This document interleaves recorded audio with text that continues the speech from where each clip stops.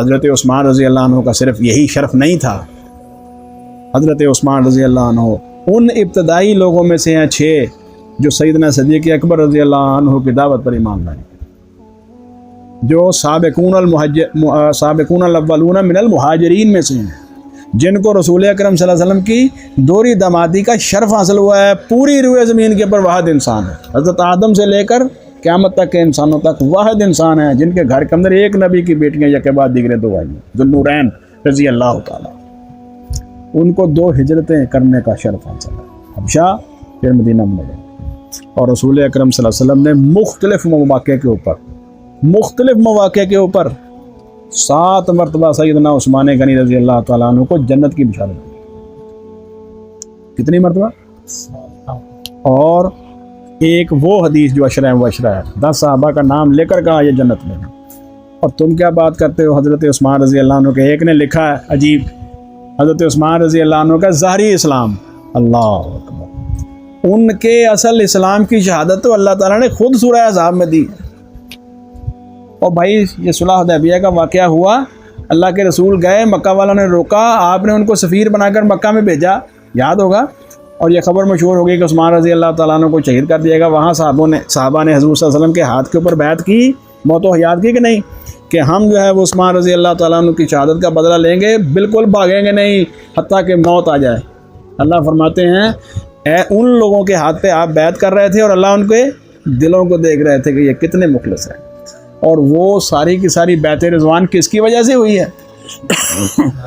حضرت عثمان رضی اللہ عنہ۔ اور اللہ کے رسول صلی اللہ علیہ وسلم کو اپنی نبوی بصیرت سے یہ بات پتہ تھی کہ ایسے بدبخت کل کو آنے ہیں، اس لیے اللہ کے رسول نے فرمایا کہیں کو یہ نہ کہے کہ صلح حدیبیہ میں بیعت رضوان میں حضرت عثمان شامل نہیں، آپ نے فرمایا دیکھو یہ میرا ہاتھ عثمان، اور میں عثمان کی طرف سے خود بیعت کرتا ہوں رضی اللہ تعالیٰ عنہ۔ اس سے بڑی سعادت ہے کوئی؟ ایک شخص موجود نہیں ہے اور اللہ کے رسول اپنی طرف سے موت کی بیعت اس کی طرف سے کر رہے ہیں، فرمایا ایک ہاتھ کے اوپر اپنا دوسرا ہاتھ آپ نے مارا ہے۔ اس کا مطلب اللہ کے رسول صلی اللہ علیہ وسلم کو اتنا یقین تھا کہ حضرت عثمان رضی اللہ تعالیٰ عنہ میدان جہاد کے اندر جب کھڑے ہوں گے، صلح حدیبیہ کے موقع پر اگر مکہ والوں کے ساتھ لڑائی ہوتی ہے تو وہ میدان چھوڑ کے بھاگے نہیں گی، وہ ان کی جو ہے وہ بیعت انتہائی جو ہے وہ مخلصانہ ہوگی اور وہ موت تک کی بیعت جو ہے وہ کریں گے۔ اتنے اعتماد کے ساتھ آپ نے یہ بات کی۔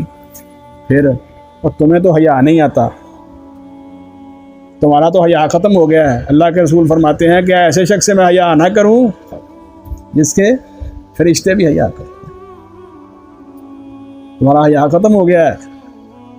تم کہتے ہو ظاہری اسلام تھا، یہ کون سی شرفیت ہے، پچھلی بیٹیاں تھیں، فلاں تھی، یہ تھی۔ اللہ تعالیٰ جو ہے وہ ہمیں ہدایت نصیب فرمائے، ہم پوری امت مسلمان کو انکلوڈنگ اہل سنت اور اہل شیعہ سب پہ اللہ رحم فرمائے اور ان کو ہدایت نصیب فرمائے کہ ہم اللہ کی کتاب کی طرف آ جائیں، اور یہ جو جھوٹی اور تاریخی روایات کی بنیاد پر ہم نے اپنے دلوں کے اندر جو ہے وہ بغض پال رکھا اور دلوں کے اندر یہ ساری چیزیں جو ہیں وہ اکٹھی کی ہوئی ہیں، ان کو نکال دیں، آ جائیں اللہ کے رسول اللہ کی کتاب قرآن مجید کی طرف، اور آ جائیں حضرت محمد الرسول اللہ صلی اللہ علیہ وسلم کی صحیح سنت مبارکہ کی طرف، تاکہ کل اللہ تعالیٰ کے ہاں ہم سب جو ہیں وہ سرخرو ہو جائیں اور ہماری نجات ہو جائے۔ ان باتوں کو ذہن میں رکھیے۔ اب آئیے ذرا، تو اللہ کے رسول صلی اللہ علیہ وسلم نے، میں بات کر رہا تھا حضرت سودا رضی اللہ تعالیٰ عنہ کے بارے میں، انہوں نے خود کہا اللہ کے رسول نے کوئی طلاق کا اعادہ نہیں کیا۔ کیسے ہو سکتا ہے؟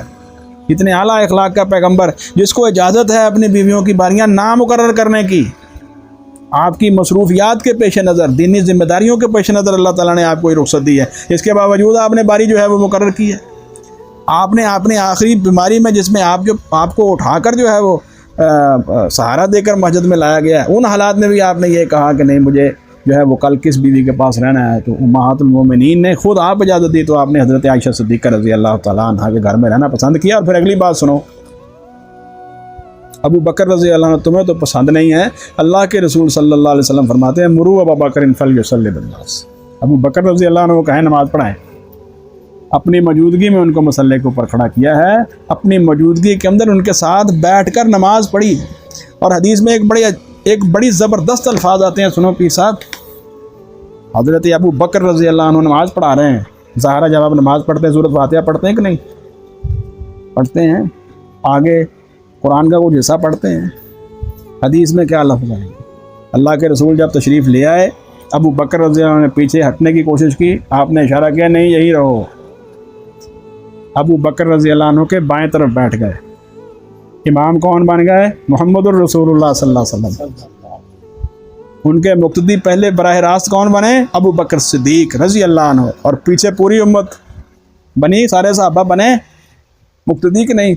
حدیث میں آتا ہے قرات وہاں سے شروع کی ہے جہاں سے ابو بکر نے چھوڑی تھی رضی اللہ تعالیٰ.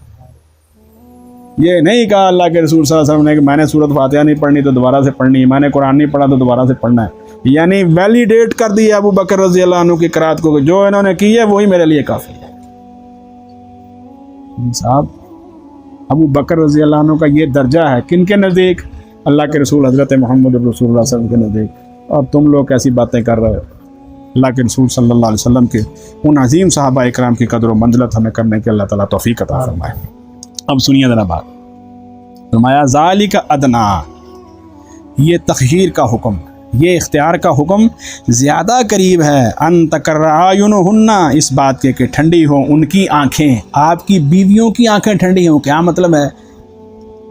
کہ اللہ کے رسول صلی اللہ علیہ وسلم کو یہ جو حکم دیا گیا ہے تخییر کا، یہ اس وجہ سے نہیں دیا گیا نعوذ باللہ من ذالک کہ کسی بیوی کو آپ زیادہ ترجیح دینا چاہتے ہیں اور کسی کو کم ترجیح دینا چاہتے ہیں. نہیں، ان مقاصد کے پیش نظر دیا گیا ہے جو عظیم مقاصد آپ کے اوپر ہے. اور اگر یہ باتیں امہات المومنین اپنے ذہن میں رکھیں گی پھر دل میں کسی قسم کی قدورت نہیں آئے گی، آنکھیں ٹھنڈی رہیں گی، اللہ کے رسول پہ راضی رہیں گی، دل سے راضی رہیں گی. یہ دیکھیے بڑی زبردست بات ہے. آگے بلا کیا کہے؟ ولا یحزن، اور وہ غمگین نہیں ہوں گی. اور بھائی عام معاملات کے اندر تو بیویوں کے درمیان جو ہے وہ کیا کہتے ہیں، ایک سطح کے اوپر برابری کرنا اور ایک سطح پہ انصاف کرنا کتنا مشکل ہوتا ہے. پھر بھی کم ہی لوگ خوش ہوتے ہیں، کیوں جی؟ لیکن یہاں اللہ رب العزت کا فرما رہے ہیں ذالک ادنا ان تقر اعینہن ولا یحزن. یہ معمولی عورتیں نہیں ہیں، یہ میں سمجھانے کی بات کر رہا ہوں. یہ آیت مبارکہ اتنی عظیم ہے، اسی آیت کے اندر ہی ازواج مطہرات کی اتنی بڑی شان ہے کہ اگر اس کو بار بار پڑھا جائے گا تو سمجھ آ جائے گی. فرمایا یہ تخییر کا حکم یہ اللہ کے رسول صلی اللہ علیہ وسلم کو یہ اختیار جو دیے گئے ہیں، اس میں جو اجازتیں دی گئی ہیں اس لیے دی گئی ہیں. ادنا زیادہ قریب ہے، ان تقر اعینہن، اس بات کے کہ ٹھنڈی ہوں ان کی آنکھیں، یعنی ہے مسلمانوں تمہاری ماؤں کی، حضرت امہات المومنین کی. ولا یحزن، اور وہ غمگین نہ ہوں اور نہ وہ غمگین ہوں. ویرضین، اور وہ راضی ہوں، بما آتیتہن، اس پر جو آپ انہیں دیں، کلہن، ساری کی ساری. یہ نہیں ہے کہ ایک عورت راضی ہے اور دوسری راضی نہیں ہے، کلہن، ساری کی ساری بیویاں آپ کی ان اصولوں کے اوپر اور ان اجازتوں کے اوپر راضی ہوں. یہ ہے اللہ رب العزت کی اصل حکمت. پھر آگے فرمایا واللہ یعلم ما فی قلوبکم. یہ دیکھیے اب طاہر بھائی آپ کی ضرورت پڑ گئی ہے عربی دانوں کی. پھر آ گیا مذکر کا صیغہ.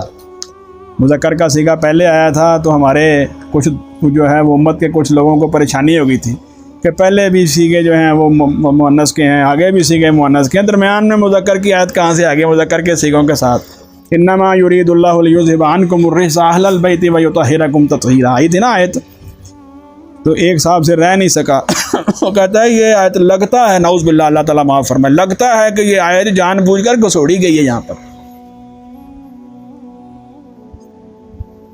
میں نے کہا یہ اللہ کا قرآن نہ ہوا، یہ تو کوئی کھیل تماشا ہی ہوگا، نعوذ باللہ. نہیں، ایسی بات نہیں ہے. جہاں مذکر اور مؤنث، مرد و عورت، بیٹے بیٹیاں اکٹھے ہوں وہاں مذکر کا صیغہ بولا جاتا ہے.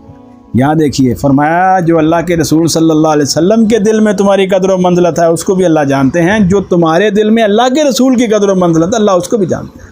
یہ مذکر کا صیغہ اس لیے یہاں پر آیا ہے واللہ یعلم ما فی قلوبکم. آگے دیکھیے وکان اللہ علیما حلیما. اللہ تعالیٰ ہمیشہ سے ہی علم میں بھی سب سے زیادہ بہت بڑے عالم اللہ رب العزت ہیں، حلیمن، اور نہایت بردبار. اللہ تمہاری دلوں کے اندر پیدا ہونے والے یہ جو خلف شاریں تھوڑی بہت پیدا ہوتی ہیں ان کو معاف کرتے ہیں جاننے کے باوجود، بردباری کا مظاہرہ کرتے ہیں. یہ دیکھیے علم کے ساتھ حلم، یہ عظیم لوگوں کی ہوئی کرتے ہیں. ہمارے اندر بھی اللہ تعالیٰ یہ صفت پیدا کرے، ہمارے اندر باقی کمزوری ہے، وہ علم تو ہمارے پاس پہلے ہی کوئی نہیں ہے اتنا، اور علم کے ساتھ حلم ہونا، معاف کرنا، بردبار ہونا، صابر ہونا، شاکر ہونا. اللہ فرماتے ہیں وکان اللہ علیما حلیما. اللہ تعالیٰ تمہارے دلوں کے حالات جانتے ہیں پھر بھی بردبار ہیں، کچھ نہیں کہتے، معافیاں دے دیتے ہیں. وکان اللہ علیما حلیما. آگے دیکھیے اب یہ ہے وہ صنعت یہ ہے وہ نص قطعی، یہ دلیل اللہ کے رسول صلی اللہ علیہ وسلم نے ان بیویوں کے بعد پھر کسی نہ بیوی سے نکاح کیا ہے، نہ ان کو طلاق دی ہے۔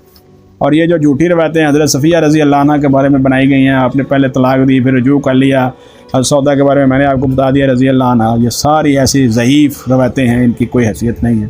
ان عورتوں کو اللہ تعالیٰ نے نبی صلی اللہ علیہ وسلم کے ساتھ کے لیے جو منتخب کیا ہے، ایسے منتخب نہیں ہیں، ان کی عظیم قربانیاں ہیں اسلام کے لیے۔ اللہ فرماتے ہیں لا یحل لک النساء من بعد، آپ کے لیے اور عورتیں اس کے بعد اب حلال نہیں ہیں۔ یہ آپ کا دائرہ کار ہے، اس دائرہ کار میں آپ جو عورتیں آپ نے منتخب کر لی ہیں، اب اس کے علاوہ اور عورتیں آپ کے لیے حلال نہیں ہیں۔ ولا ان تبدل بہن من ازواج، اور نہ یہ جائز ہے کہ ان موجودہ بیویوں کے علاوہ کسی اور بیوی کو آپ بدلیں، ان کو یعنی ان کو اپنے نکاح سے نکال دیں اور کسی اور کو لے آئیں، اس کی بھی اجازت نہیں۔ یہ جو اوپر عورتوں کی ایک پورا جو ہے وہ فہرست آ گئی ہے، آپ کے لیے نکاح کے لیے یہ دائرہ کار مقرر ہو گیا ہے، اور یہ خالص آپ کے لیے ہے، امت میں کسی اور کے لیے نہیں ہے۔ اور یہ جو آپ کی بیویاں ہیں، ان کی جگہ پر اب آپ دوسری بیویاں نہیں لا سکتے، ان کو بدل نہیں سکتے، یہ بات ذہن میں رکھیے گا۔ ان آیات کی روشنی کے اندر میرا خیال ہے کہ ان جھوٹی روایات کی ضرورت نہیں ہے بٹ صاحب، کیا خیال ہے؟ لا یحل لک النساء من بعد، نہیں ہے حلال آپ کے لیے اور عورتیں اس کے بعد، یعنی اور حافظ ابن کثیر رحمۃ اللہ علیہ نے اپنی تفسیر کے اندر لکھا ہے، بہت سارے لمبی فہرست ہے صحابہ اکرام اور تابعین کے اقوال میں سے، کہ اللہ رب العزت نے اس آیت کی روشنی میں رسول اللہ صلی اللہ علیہ وسلم کے لیے جو عورتوں کی ایک تخصیص کر دی ہے، اس کے علاوہ رسول اللہ صلی اللہ علیہ وسلم نے کسی اور جگہ پر آپ کے لیے نکاح جائز نہیں، اور نہ آپ نے کیا ہی ہے۔ اچھا، لا یحل لک النساء من بعد، نہیں ہے حلال آپ کے لیے اور عورتیں اس کے بعد، ولا ان تبدل بہن من ازواج، اور نہ یہ جائز ہے کہ آپ بدل لیں ان موجودہ بیویوں کے عوض کوئی اور بیویاں، ولو اعجبک حسنہن، اگرچہ آپ کو ان کا حسن کتنا ہی اچھا لگے، کوئی عورت آپ کو کتنی ہی پسند آ جائے، لیکن اب آپ اپنے اس دائرہ کار میں رہیں گے اور ان بیویوں کو چھوڑیں گے نہیں۔ ہاں، ایک اجازت آپ کے لیے ہے، الا ما ملکت یمینک، یہ رکھیے، مگر وہ لونڈیاں اور وہ کنیزیں جن کے آپ کے دائیں ہاتھ مالک ہوں، یعنی جنگ کے دوران اگر آپ کو حاصل ہو جائیں تو آپ ان کو نکاح کے ذریعے نہیں، یا تو آزاد کر کے نکاح کر لیں یا ویسے ہی اس کو لونڈی کی حیثیت سے اپنے پاس رکھ لیں، یہ اجازت ابھی موجود ہے۔ الا ما ملکت یمینک، مگر وہ کنیزیں جن کا مالک ہوا آپ کا دائیں ہاتھ۔ اس کے اوپر حضور صلی اللہ علیہ وسلم کی دو لونڈیاں جو بہت مشہور ہیں، اور ان میں سے ایک تو سی حضرت ماریہ قبطیہ رضی اللہ تعالی عنہ، جن کے بطن سے حضرت ابراہیم حضور صلی اللہ علیہ وسلم کے بیٹے پیدا ہوئے، اور دوسری ریحانہ بنت زید رضی اللہ تعالی عنہ۔ یہ غزوہ بنو قریظہ کے بعد حضور صلی اللہ علیہ وسلم کے پاس قیدیوں میں آئی تھی۔ نبی صلی اللہ علیہ وسلم نے ان کو باقاعدہ طور پر اس بات کی پیشکش کی تھی کہ میں آپ کو آزاد کر کے نکاح کر لیتا ہوں۔ حضرت ریحانہ کی تکریم آپ نے یہ کی تھی، لیکن انہوں نے خود یہ فیصلہ کیا تھا کہ وہ آپ کے ساتھ بیوی کے طور پر نہیں، لونڈی کے طور پر ہی رہنا چاہتی ہیں۔ تو اللہ کے رسول صلی اللہ علیہ وسلم نے فرمایا کہ یہ آپ کی مرضی ہے۔ تو یہ اس آیت مبارکہ کے تحت وہ حضرت ریحانہ آپ کے ساتھ رہی ہیں، اور پھر غالب روایت کے مطابق جب حضور صلی اللہ علیہ وسلم آخری حج سے واپس آئے ہیں تو اس دوران ان کی وفات ہوئی، اور جنت البقیع میں آپ نے ان کا جنازہ پڑھا اور ان کو دفن کیا۔ تو یہ بہرحال الا ما ملکت یمینک، اللہ فرماتے ہیں مگر وہ عورتیں، وہ کنیزیں، وہ لونڈیاں جن کا آپ کا دایاں ہاتھ مالک ہو، یعنی جنگ سے آپ کو حاصل ہو، اس کے لیے بھی رخصت باقی ہے۔ وَكَانَ اللَّهُ عَلَىٰ كُلِّ شَيْءٍ رَقِيبًا، اور اللہ تعالیٰ ہر چیز پر خوب نگران ہے۔ آپ اپنے گھروں کے اندر اپنی بیویوں سے کیا سلوک کرتے ہیں اور وہ بیویاں آپ کے ساتھ کیا برتاؤ کرتی ہیں، اس سارے کا جواب دہ ہونا ہے آپ نے۔ رقیب کا مطلب یہی ہے، جتنے عظیم منصب کے اوپر اللہ کے رسول صلی اللہ علیہ وسلم فائز ہیں، اتنے زیادہ اللہ کے ہاں آپ مسئول بھی ہیں۔ ایسی حدیث میں اندر یہ بات نہیں، کلکم راع و کلکم مسئول عن رعیتہ، ہر کوئی اپنے دائرہ کار کے مطابق اللہ تعالیٰ کے ہاں جواب دیں ہیں۔ اللہ کے رسول جواب دے ہیں کہ آپ نے پیغام پہنچا دیا، اور سب سے بڑی عظمت کن کی ہے اللہ تعالیٰ کی مخلوق میں؟ اللہ تعالیٰ کے بعد حضرت محمد رسول اللہ صلی اللہ علیہ وسلم کی۔ تو فرمایا آپ بھی اللہ تعالیٰ کے ہاں مسئول۔ اللہ اکبر، وکان اللہ علی کل شیء رقیبا، اور اللہ ہمیشہ سے ہر چیز پر خوب نگران ہے۔ اب یہ ہے کہ حضرت منافقین نے ایک اور طریقہ پکڑا ہوا تھا، صحابہ کرام کو گھر میں دعوت دی، یہ بھی ساتھ آ گئے اور منہ اٹھا کے اللہ کے رسول صلی اللہ علیہ وسلم کے گھر میں چلے گئے، کبھی کوئی چیز مانگنی شروع کر دی، پھر آ کے باہر اللہ کے رسول صلی اللہ علیہ وسلم کی ازواج مطہرات اور آپ کی بیٹیوں اور آپ کے گھر والوں کے پر تبصرے کرنے شروع کر دیا. یہ بیماری ہوتی ہے کن کو؟ جن کی نظر اور دل صاف نہ ہو. اور رسول اللہ صلی اللہ علیہ وسلم اپنے اخلاق کی عظمت کے پیش نظر اور کریم النفسی کے پیش نظر آپ کہتے نہیں تھے. تو اللہ تعالیٰ نے یہاں پر امہات المومنین کے لیے بھی پردے کے خصوصی احکامات نازل فرما دی. سنیے ذرا، یا ایھا الذین آمنوا، اے لوگوں جو ایمان لائے ہو، لا تدخلوا بیوت النبی، تم نبی صلی اللہ علیہ وسلم کے گھروں میں داخل نہ ہو، الا ان یؤذن لکم، مگر یہ کہ تمہیں اجازت دے دی جائے، الی طعام، کھانے کے لیے. یہاں سے یہ بات بھی ثابت ہو گئی ہے کہ بن بلائے مہمان نہیں بننا چاہیے، جس کو کھانے کے لیے بلایا جائے. دیکھیے فرمایا الا ان یؤذن لکم الی طعام، مگر یہ کہ اجازت دی جائے تمہیں کھانے کے لیے، غیر ناظرین اناہ، اس حال میں کہ انتظار کرنے والے ہو تم اس کے پکنے کا. یعنی گھر والوں نے ابھی برتن جو ہے وہ چولہے کے اوپر چڑھائے ہیں اور آپ آ جائیں اور وہاں بار کر چونکڑیاں مار کے بیٹھ جائیں کہ اچھا کب ہانڈی پکے گی اور کب دیگیں اتریں گی اور ہم کھانے کے لیے تیار ہو جائیں. فرمایا ایسا نہیں ہے کہ تم جو ہے وہاں جو ہے وہ کھانا پکنے سے پہلے جا کے پہنچ جاؤ. ولیکن اذا دعیتم، لیکن جب تمہیں بلایا جائے، فادخلوا، تو داخل ہو جایا کرو. بن بلائے مہمان جو ہے، اس سے یہاں بھی ثابت ہو گیا کہ بن بلائے جو ہے وہ مہمان نہیں بننا چاہیے، گھر والے کی اجازت سے جانا چاہیے. ٹھیک ہے جی. فَإِذَا طَعِمْتُمْ، پھر جب تم کھانا کھا چکو، فَانْتَشِرُوا، تو وہاں سے منتشر ہو جاؤ، چلے جاؤ. یہ نہیں ہے کہ کھانا جو ہے وہ کھا کے بیٹھ جاؤ، لمبی جو ہے وہ گفتگو کرو، گھر والے پریشان ہو جائیں. وَلَا مُسْتَأْنِسِينَ لِحَدِيثٍ، اور دیکھو وہاں پر باتوں میں دل لگا کے مت بیٹھے رہو، وہاں جو ہے وہ خوش گپیوں کے اندر مصروف نہ ہو جاؤ. إِنَّ ذَلِكُمْ كَانَ يُؤْذِي النَّبِيَّ، یہ بات ہمارے نبی کو تکلیف دیتی ہے. اور باقی رسول اللہ علیہ وسلم کے اخلاق حسنہ کی بات، فَيَسْتَحْيِي مِنْكُمْ، وہ آپ کو کہنے سے شرماتا ہے. اللہ کے رسول صلی اللہ علیہ وسلم کا اعلیٰ اخلاق اس بات کی اجازت نہیں دیتا کہ آپ کسی کو کہہ دیں کہ میرے گھر سے چلا جائے. اللہ فرماتے ہیں فَيَسْتَحْيِي مِنْكُمْ، تو وہ تمہارا شرم کرتا ہے. وَاللَّهُ لَا يَسْتَحْيِي مِنَ الْحَقِّ، اللہ رب العزت حق بیان کرنے سے کوئی شرماتے نہیں ہیں، اللہ تو حق بیان کرتے ہیں. وَإِذَا سَأَلْتُمُوهُنَّ، اور پھر جب تم النبی صلی اللہ علیہ وسلم کی بیویوں سے سوال کرو، متان، کسی سامان کا.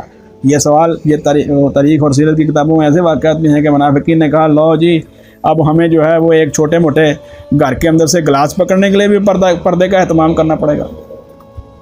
متان کہتے ہیں نا معمولی چیز. آگے اللہ تعالیٰ نے اس کی وضاحت کر دی کہ ہاں اب جس طرح کہ تم نے حالات مدینہ منورہ کے کر دیے ہیں اللہ کے رسول صلی اللہ علیہ وسلم کے بارے میں پروپیگنڈا کر کے، اب یہ وقت آ گیا ہے کہ ایمان والوں کو اور منافقوں کو علیحدہ علیحدہ کر دیا جائے. کیوں جی؟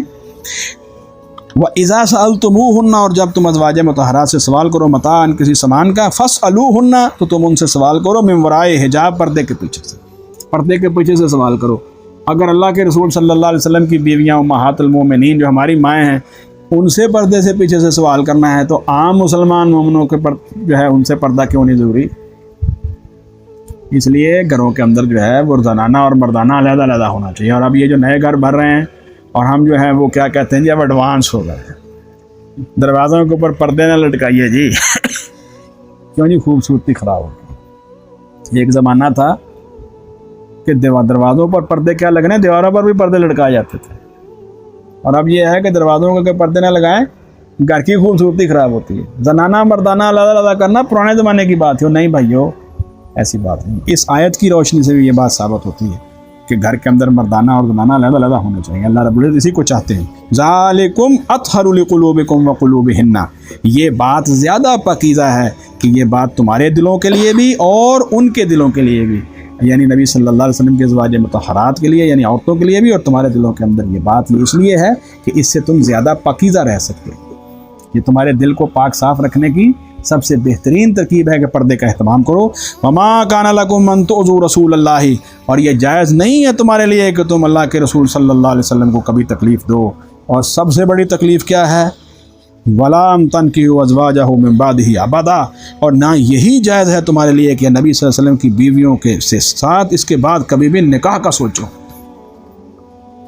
دیکھیے اگر کسی کے خامد فوت ہو جاتا ہے، بیوی جو ہے وہ عدت وفات گزارنے کے بعد دوسرا نکاح کر سکتی ہے. لیکن رسول اللہ صلی اللہ علیہ وسلم کے ازواج مطہرات جو امت کی مائیں ہیں امہات المومنین، ان کے لیے یہ خصوصی حکم ہے فرمایا اللہ کے رسول صلی اللہ علیہ وسلم کو بالکل ایذا نہ دو، یہ تمہارے لیے درست نہیں ہے، جائز نہیں ہے۔ وَلَا تَنْكِحُوا أَزْوَاجَهُ مِن بَعْدِهِ أَبَدًا، اور نہ ہی یہ جائز ہے کہ تم نکاح کرو ان کی بیویوں سے اس کے بعد کبھی بھی۔ إِنَّ ذَلِكُمْ كَانَ عِندَ اللَّهِ عَظِيمًا، بے شک یہ فعل ہمیشہ سے ہی اللہ کے نزدیک بہت بڑا گناہ ہے۔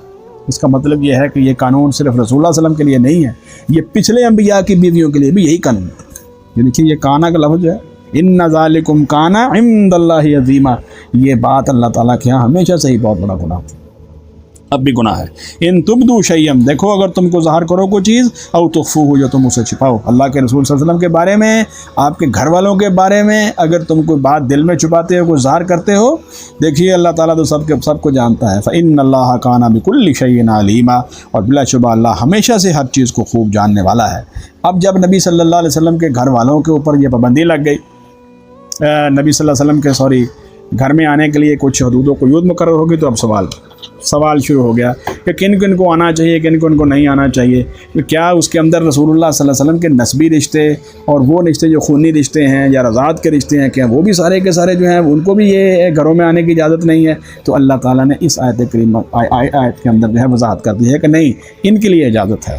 لا جناح علیہن، کوئی گناہ نہیں ان عورتوں پر فی آبائہن، اپنے باپوں کے سامنے آنے میں، ولا ابنائہن، اور نہ اپنے بیٹوں کے سامنے، یعنی نبی صلی اللہ علیہ وسلم کی جو ازواج مطہرات ہیں ان سے بھی لوگوں نے ملنا ہے، خاندان کے لوگوں نے، اور انہوں نے بھی جا کے ملنا ہے۔ تو اب وہ لسٹ جو ہے وہ تمہارے سامنے آ گئی۔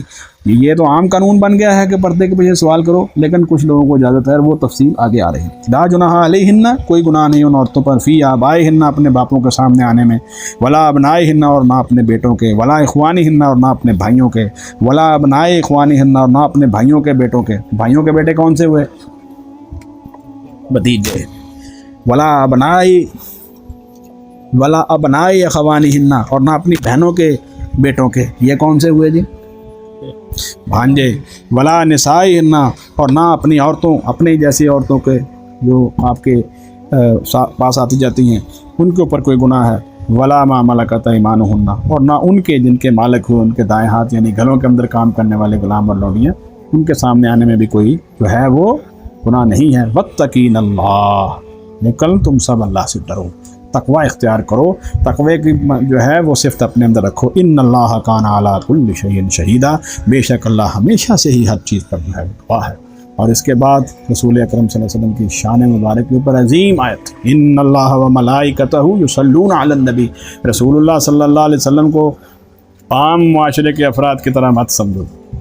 اللہ کے رسول کی شان یہ ہے کہ ان اللہ و ملائکتہ یصلون علی النبی، اللہ تعالیٰ اور اس کے فرشتے نبی صلی اللہ علیہ وسلم پر درود بھیجتے ہیں۔ اور سنو، اللہ کے رسول صلی اللہ علیہ وسلم پر درود و سلام بھیجنا یہ امت کے اوپر آپ کا سب سے بڑا حق ہے۔ آپ کا اللہ تعالیٰ کی طرف سے رسول اللہ صلی اللہ علیہ وسلم ہمارے اوپر احسان ہے کہ نہیں؟ اور امت کے اوپر سب سے بڑا حق کیا ہے رسول اللہ صلی اللہ علیہ وسلم کا؟ آپ پر درود و سلام پڑھنا۔ اللہ رب العزت نے جہاں وضاحت کر دی ہے، تم نہ بھی پڑھو گے، اللہ کا رسول تمہارے درود و سلام کا محتاج نہیں ہے۔ ان اللہ و ملائکتہ یصلون علی النبی، یہ قرآن مجید کی عظیم آیات میں سے، حضور صلی اللہ علیہ وسلم کے خصائص میں سے ہے۔ ایک وما ارسلناک الا رحمۃ للعالمین، وہ آیت مبارکہ، اور ایک ہی آیت، اور بھی بہت ساری آیات مبارکہ ہیں۔ ان اللہ و ملائکتہ، بے شک اللہ اور اس کے فرشتے، یصلون علی النبی، درود بھیجتے ہیں نبی صلی اللہ علیہ وسلم پر۔ یا ایھا الذین آمنوا، اے وہ لوگو جو ایمان لائے ہو، صلو علیہ وسلموا تسلیما، تم بھی درود بھیجو اس پر اور سلام بھیجو تسلیماً، بہت زیادہ سلام بھیجنا۔ یہ دیکھیے یہاں پر کئی دفعہ میں نے بات کہی ہے کہ جب ورب سلموا کے ساتھ جو ہے وہ مصدر آتا ہے عربی دانوں، سلموا تسلیماً، تو اس میں کیا چیز آتی ہے؟ اس کے اندر دو چیزیں آتی ہیں، کثرت اور ہمیشگی۔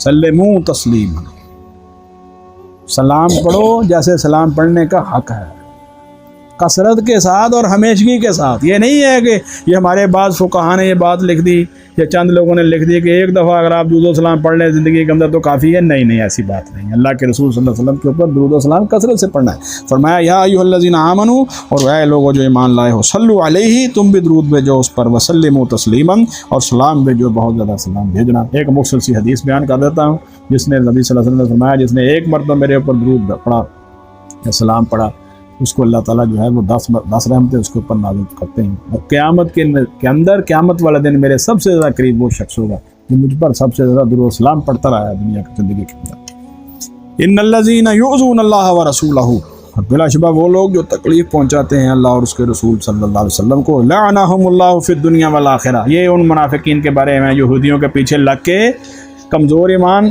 والے، شک والے ایمان والے، اور وہ پکے کافر جو اوپر سے مسلمان ہوئے تھے اندر سے منافق تھے، جو جگہ جگہ کے اوپر اللہ کے رسول صلی اللہ علیہ وسلم کو تکلیف پہنچانے کی کوشش کرتے تھے۔ اللہ فرماتے ہیں یہ نہ سمجھیں کہ ان کے لیے جو ہے وہ بڑی آسانی ہے، نہیں، ان الذین یؤذون اللہ ورسولہ، بلا شبہ وہ لوگ جو تکلیف پہنچاتے ہیں اللہ اور اس کے رسول صلی اللہ علیہ وسلم کو، لعنہم اللہ فی الدنیا والآخرہ، ان پر لعنت ہے دنیا اور آخرت میں، وعد لہم عذابا مہینا، اور اللہ تعالیٰ نے ان کے لیے جو ہے وہ بڑا ہی رسوا کرنے والا عذاب جو ہے وہ تیار کر رکھا ہے۔ والذین یؤذون المؤمنین والمؤمنات، ہے اللہ اکبر، اللہ اکبر، اللہ کی شان دیکھیں، اللہ رب العزت نے جہاں اللہ کے رسول صلی اللہ علیہ وسلم کی تکریم اور تعظیم کا تذکرہ فرمایا، وہاں پر صحابہ اور صحابیات کی تعظیم اور تقریر کا تذکرہ فرمایا۔ آگے کہ نہیں؟ یہ نہ سمجھو کہ تم اللہ کے رسول صلی اللہ علیہ وسلم اور آپ کی ذات مبارکہ کے گھر کا اہل بیت کے اوپر حملہ کرتے ہو، اگر صحابہ اور صحابیات کے اوپر حملہ کرو گے تو یہ بھی تمہارا عذاب جو ہے وہ تمہارے ساتھ جو ہے وہ ان عذاب کے اندر تم شامل ہو جاؤ گے۔ اور اس طرح قیامت تک آنے والے مخلص مومن اور مومنات، اگر ان کو جو ہے وہ تکلیف پہنچاؤ گے تو پھر جو ہے وہ عذاب سے نہیں بچو گے۔ والذین یؤذون المؤمنین والمؤمنات، اور وہ لوگ جو تکلیف پہنچاتے ہیں مومن مردوں کو اور مومن عورتوں کو، بغیر مکتسبوا، بغیر اس کے جو انہوں نے کوئی گناہ کمایا، انہوں نے کوئی گناہ کیا ہی نہیں ہے اور ان کے اوپر تھوپا جا رہا ہے، فقد احتملوا بہتانا، تو یقیناً انہوں نے بڑا ہی بہتان کا بوجھ اٹھا لیا ہے، واسما مبینا، اور بالکل واضح گناہ اپنے سر کر لیا ہے۔ یہ لوگ جو ہیں مومن مردوں اور مومن عورتوں کے اوپر جو ہے وہ بہتان تراشی کر رہے ہیں، اور اس بہتان کا گناہ جو ہے انہوں نے اپنے اوپر اٹھا لیا ہے، اور اس کا جواب جو ہے یہ اللہ رب العزت کو صاحب قیامت والے دن دیں گے، اور اس عذاب مہین جو ہے اس کا یہ شکار ہوں گے جس کا تذکرہ یہاں پر ہوا ہے۔ اللہ رب العزت ہمیں صحیح معنوں کے اندر قرآن مجید سمجھنے اور اس پر عمل کی توفیق عطا فرمائے۔ کفار، منافقین اور اسی طرح ہی یہ جو باطل ذہن کے لوگ ہیں، اللہ تعالیٰ ان کی ریش و جوانیوں سے، ان کے پروپیگنڈا سے اور نفس اور شیطان کی فتنوں سے پوری امت کی حفاظت فرمائے۔ اللہ رب العزت ہمارے اوپر رحم فرمائے، ہماری مغفرت فرمائے اور دین اسلام کے اوپر ہمیں مستقیم فرمائے۔ اللہ کے رسول صلی اللہ علیہ وسلم کے لیے، اللہ کے رسول صلی اللہ علیہ وسلم کی ازواج کے لیے، آپ کے اہل بیت کے لیے، اور اللہ کے رسول صلی اللہ علیہ وسلم کے صحابہ کے لیے وہ ہمیں صحیح محبت نصیب فرمائے جس کا تقاضا قرآن مجید میں آیا ہے۔ اللہ تعالی ہمیں عمل کی توفیق عطا فرمائے۔ آمین ثم آمین۔ سبحانک اللہم و بحمدک، اشہد ان لا الہ الا انت، استغفرک و اتوب الیک۔